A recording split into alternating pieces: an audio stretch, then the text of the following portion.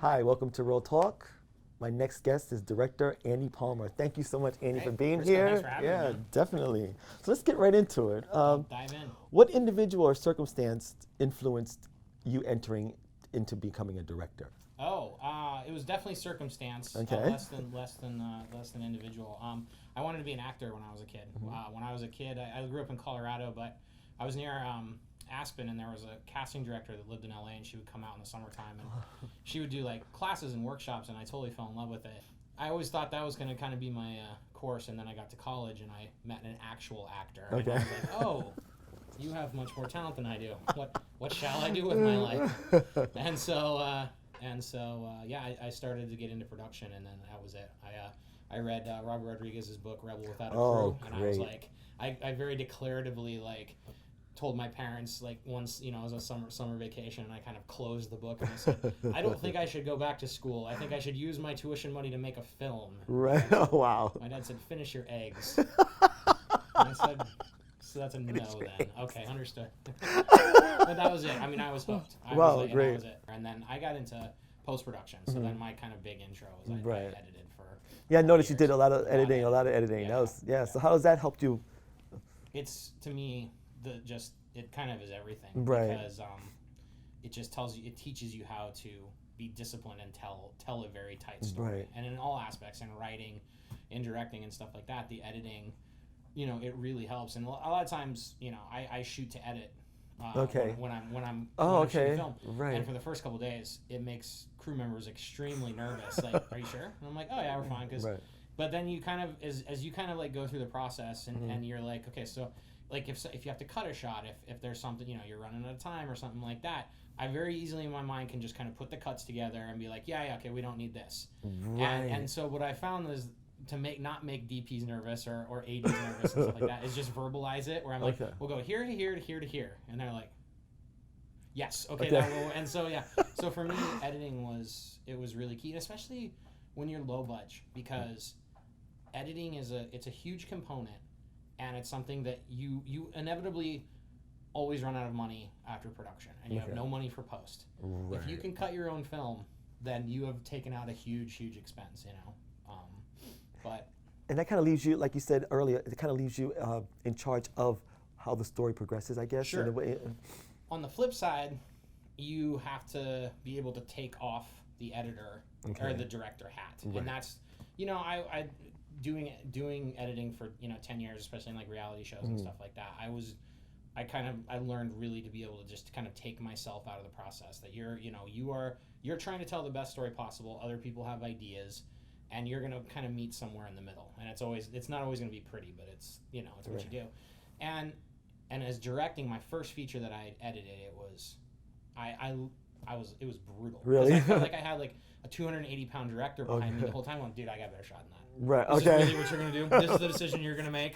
Really, it was a lot scarier when we shot it, and I was like, it was really hard to be able to pull myself, because you know how long it took to get this shot, and that day was really terrible, but we got this, and we should, but it's not right for the story, and so you constantly have to be telling yourself what is best for the story, and you have to be able to kind of Right. separate yourself, which I recommend bourbon for. Okay. I mean, it worked for me, but now I'm much better at it. How has your craft evolved within the last 3 to 5 years? I've changed focus Okay. a lot more, especially in this last film that I did. My DP, Fleet Vanderwall, like really, he's the most cinematic guy I've ever met, and I've really changed like my focus from focusing on, oh, this shot would be cool, or to really being like very like shot oriented, Okay. to be very blocking oriented. Oh, okay. Blocking is to me now the most important thing of any scene, is focusing on where do the actors move within the set, and then the shots kind of create themselves around that, rather than blocking for the shots, like Right. saying this is our shot, so the blocking must come here. Fit here, right? Okay. What happens is it just throws the actors completely off. Like there's nothing natural about it. Right. But if you naturally work the scene, and you block the scene, and you do interesting things within the set, all of a sudden your shots become much more interesting. Right. And so I really like flip my mindset to focusing on blocking with actors. What is your biggest challenge that you've overcome?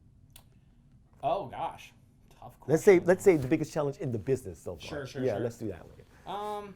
Boy, that's a good question because there's. I think it's more of like a series. It's always like a Okay. series of little challenges They come that, up. yes, Okay. That's yeah. The big stuff is. I think the big thing for any filmmaker is the first film. Okay. Is just getting that one done. And I hear all the time people that are coming up or that are kind of like my peers and stuff like that haven't made a film yet, and it becomes a thing where you get used to a certain lifestyle. And I was talking to a filmmaker a couple months ago, and he was like, yeah, I just can't wait to do my first feature. He's like, I got this guy that's committed $300,000 to it, and I just need $400,000 because my budget's $700,000. And I'm like, dude, just go make a $300,000. I know. You have the money. Go make it. Right. And so I was like, that's the thing is that like you have to step out of yourself and be like, how do I make this work just to get it? Because your whole life changes when you get a film done and sold. Okay. Even my first film was very small, budgeted film, but just a VOD run and stuff like that. But just to be able to tell people, I have a film made, it got distributed, it totally changes everybody's perspective when you're talking about other projects because you've done it. Right. So that's the biggest challenge is the first one, is just get that thing in the can,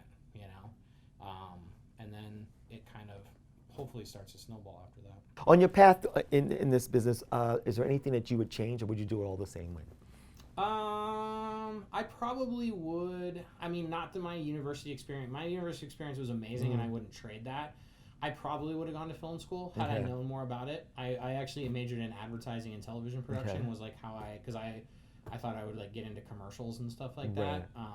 But even in commercials directing, you go to film school. Right. I probably would have gone to film school because it was a big learning curve, learning terminology and what all these positions mean and stuff like that. That like, that I didn't get right away.